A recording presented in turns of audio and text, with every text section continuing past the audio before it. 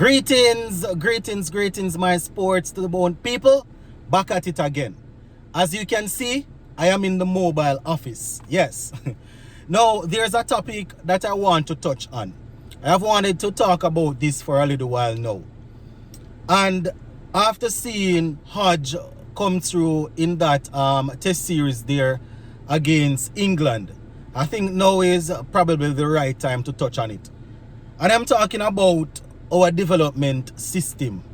Now, there's a major issue going on, my viewers and subscribers. We compete pretty well at the under 19 level. But after the under 19 level, we are really finding it difficult to keep up. And I have a couple of examples that I want to draw on, We're going to use Hodge as an example. Going to talk about his story. Going to talk about Nkrumah Banner. Going to talk about Shamar Brooks. And even Alec Arthanez. He's still young.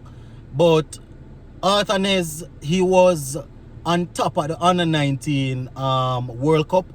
Outscored quite a few Indians who have gone on to really create something for themselves so far at the international level. So we're going to spend some time and talk on these little things. Let's give a listening here, my people. Let me know what you all think in the comment section. And, yeah, man, let me know what you all think. So, as I said at the top there, when it comes on to West Indies cricket, especially the red ball format, we don't see the transitioning of players as how we would want. At under 15, we hear a lot of names coming through. I don't know how many of you guys hear about the young Pooran coming up, the young Hetmeyer. We hear about a lot of these guys coming through. They go up and they play under 19. They are up there. They perform extremely well. But once it's time for them to take that step from schoolboy level or from under 19 level to the international level, there seems to be a problem. I understand that not everybody is going to get contract. Not everybody will be contracted once they have moved on from youth level. So some man going to have to work part-time while trying to play the game. Some going to have to work full-time, come back to the game. You understand? Some working and playing the game. So it's probably 5, 6, 7 years down the line that they really, develop how they should. And we understand that that's how our thing is going. Not enough money is there according to them to pump in. But, for example, look at somebody like a Hodge, right? Kevin Hodge. Now, we saw him there in England looking good. He looked good in Australia. I think Australia was his first tour. He looked good in Australia, went to England, got that 120 odd and got a half century. Also got some starts, even in the games that he didn't score much, he got starts. And, it just goes to show that we are producing people that can play. You understand? It's just that there are certain things that it's really hindering us. I don't know how many of you saw a photo that I shared a couple days ago. I think I even shared it back today, this morning. There was a photo going around with Joe Root and Hodge back in 2010 when they were going through the same academy, right? Back in 2010. And, we see the development, and it's not like he was just a part of the academy. Based on what I am hearing, he was pretty good. You understand, at that level, had the talent, had everything to go on to be a star, right? And we see where Joe Root is now. He's just taking down people one at a time as it relates to the highest scorers in international cricket, right? He recently got past past Shivner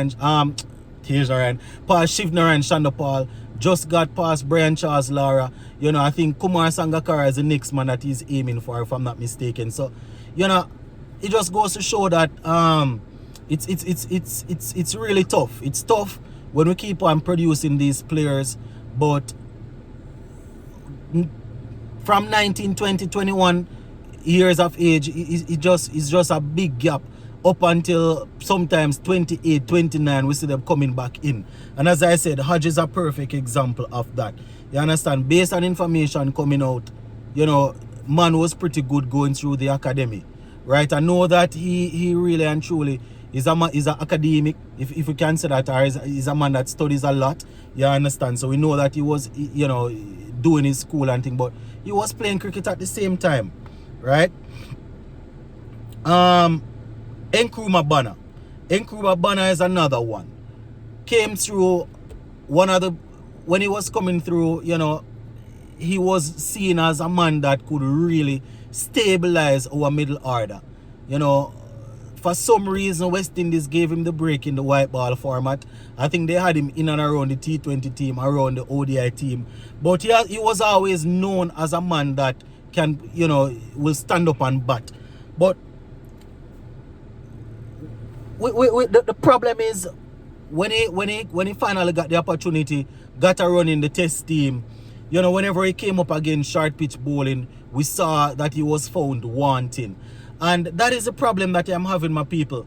Because when you find players with the temperament like this, you find them that they are technically okay to play spin, you understand, pace to a certain extent. You know, there are certain things that you would expect the coaches to help them fix. You understand? You'd expect that the coaches would help them to fix these. And I can say, where Nkrumah Banner is concerned, he's a man that works on his game. You understand? Other players, I can just look on the TV and tell you that this is what I can see. But this is somebody that I watch him working on his game. You understand? I remember back in 2012, 13, 14, coming up. You understand? I used to see him over at GC Foster all the time, working. You understand? For those who know him personally, he went through Michael and played cricket there. You know, he was always at GC Foster working with the late Gibbs Williams on his game. He's somebody that works very hard. You understand? He went through the High Performance Center, played a lot of cricket. So the same Andre Coley, who is the West Indies head coach now, is somebody that worked with him. So you can understand when people start to really wonder, you know, how is it that Andre Coley worked with a lot of these guys at that level, and then, you know, he's the senior coach, and, you know, he has these players now. Quite a few of them he worked with when they were younger, but they are short of a lot of things. They have the shots, some of them have the temperament, but there are certain things.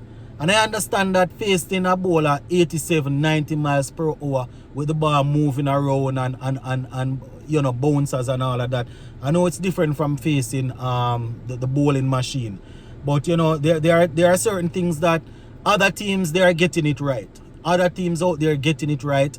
And just as how we have youngsters coming through, I can assure you that, you know, guys coming through and facing Markwood, guys from South Africa facing Nakia and Rabada, you know, if you are in Australia facing the Mitchell Stark and all of these guys, the young batsmen, they're having the same problems. But the difference is that the coaches, they are finding a way to fix these things.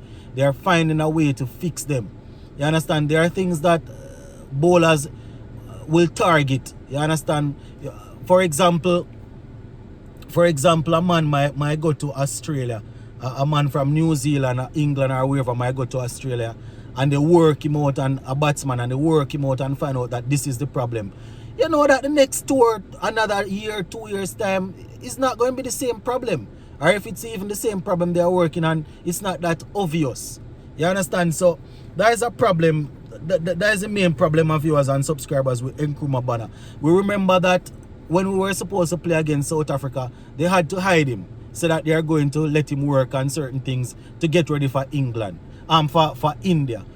I think, yeah, for India. Obviously, he's still working to get himself ready for India. That series come and gone, and we still not seeing or hear nothing about him. So he's another one. Shamar Joseph, also my viewer. Not Shamar Joseph, sorry. What's his name?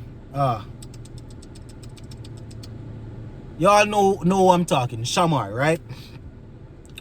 He number 3, plays at bats at number 3, number 4, right, from Barbados. Same thing.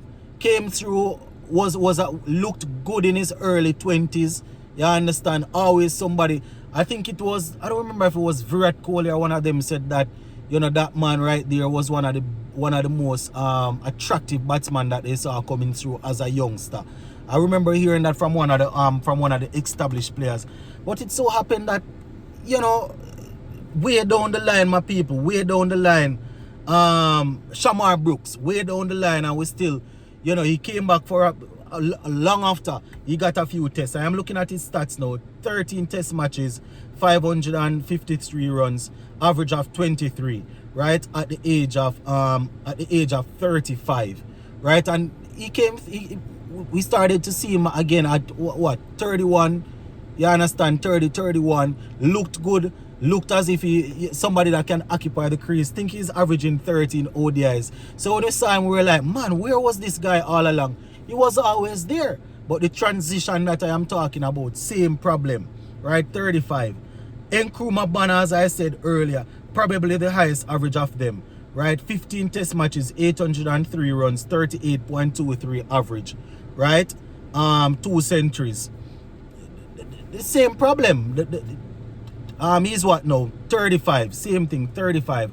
So that is something, my viewers and subscribers, that we need to fix. Or else we're gonna have the same problem with Hakeem Ogis. This is not me talking down or saying this is going to happen, right? But if we don't find a way to correct these things, it's gonna keep on happening. We have Hakeem Ogis coming through, we have Teddy Bishop coming through, we have Kevlin Anderson coming through. All of these guys that we're expecting to come and light the place up and settle in, if we don't find a way to get them transitioning, it's going to be a problem, right? Alec Arthanes, right? Kurt McKenzie, we saw him at the youth level, he looked good. I mean, I can understand that he has like what, 4 or 5 first class games under his belt. So going to England, you know, is tough thing.